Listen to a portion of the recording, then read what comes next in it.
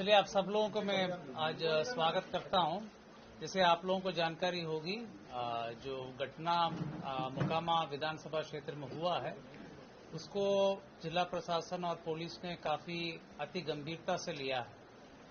गंभीरता से लेते हुए पूरी घटना का छानबीन भी पुलिस द्वारा पुलिसी कार्रवाई के तहत की जा रही है। कांड दर्ज हुआ है और पुलिसी कार्रवाई अलग से चल रही है। हम लोग इस घटना को बहुत ही सीरियसली देख रहे हैं और घटना के बाद काफी हम लोगों ने कार्रवाई की है। आज जो गिरफ्तारी हुई है इसके संबंध में एसएसपी साहब और केस के डिटेल संबंध में आपको बताएंगे। आचार संहिता बहुत ही एक मजबूत स्तंभ है पूरे इलेक्शन प्रोसेस में और इलेक्शन कमीशन का स्पष्ट निर्देश है कि बाय लॉ इलेक्शन होगा तो उसी का अनुपालन 100% करने में हम लोग लगे हुए हैं और कराएंगे भी।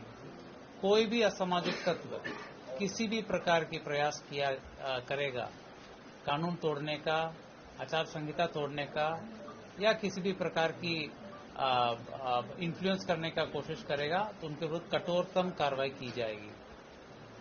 हम लोग 100% आर्म्स डिपोजिशन करने के लिए आदेश दिए हैं और लगातार जल्द से जल्द जितने भी लीगल आर्म्स हैं वो भी डिपॉजिट हो जाएंगे। चेकिंग पॉइंट्स हर विधानसभा में 50 के ऊपर पॉइंट्स बनाने के लिए निर्देश दिया गया है, जिसमें सीएपीएफ के माध्यम से भी चेकिंग कराई जाएगी। सेजर पूरे राज्य में पटना जिला में सबसे ज्यादा सेजर अभी तक हुआ है।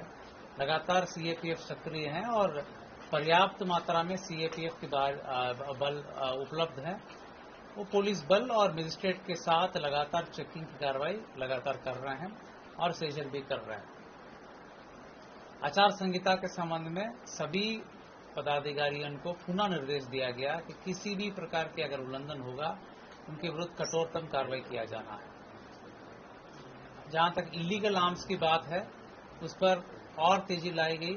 जहां जहां आवश्यकता हो सीएपीएफ को भी यूज करके उसमें छापामारी की जा रही है और जहां पर भी ऐसे सूचना मिलेगी वहां पर हम लोग छापामारी करके कांड भी दर्ज करेंगे। उक्त असामाजिक तत्वों को जेल भेजने का काम भी करेंगे। कहने का मतलब इलेक्शन कमीशन द्वारा दिए गए निर्देश पूरे लॉ और कानून को फॉलो करके इलेक्शन की प्रोसेस संपन्न होगा, वो बिल्कुल होगा, उसको पालन कराया जाएगा। उसमें कोई भी बाधा उत्पन्न करेंगे उनके विरुद्ध कठोरतम कार्रवाई की जाएगी। मैं फर्दर जो केस संबंधित डिटेल से एसएसपी साहब आपको ब्रीफ करूंगा।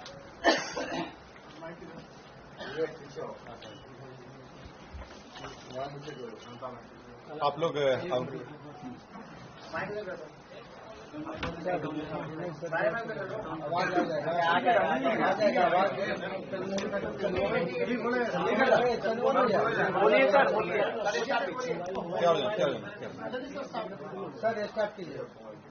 आप लोग अवगत हैं कि 30 तारीख को एक गंभीर घटना घटी थी और जो दुर्भाग्यपूर्ण था कि इस तरह घटना नहीं होनी चाहिए थी।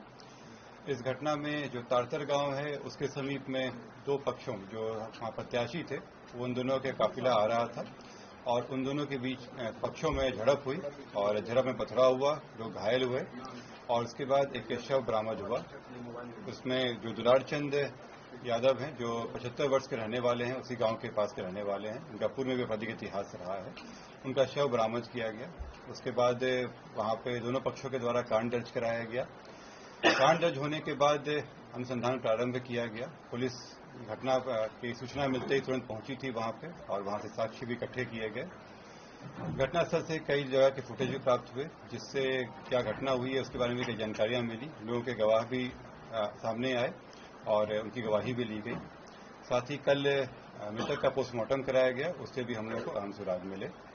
जो अभी तक के अनुसंधान में आया उसमें उससे प्रतीत हुआ कि ये जो घटना हुई है ये आदर्श संहिता का उल्लंघन भी हुआ है। इसमें ये एक गंभीर मामला भी था।